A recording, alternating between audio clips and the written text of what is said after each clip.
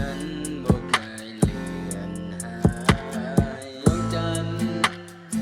หากมันยังสูงเกินไปความฝันมันคงจะยังอีกบ่ไกลลามวันก็คือเจ้านั้นในหัวใจมันมีความหมายมือที่เจ้ายิ้มให้ในมือที่ท้อแท้ใจ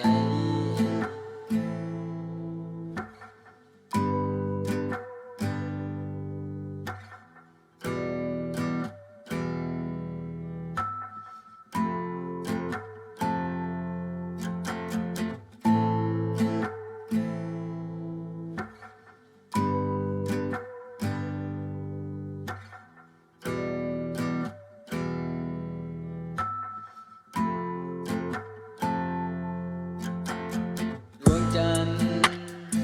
หากมันยังสูงเกินไป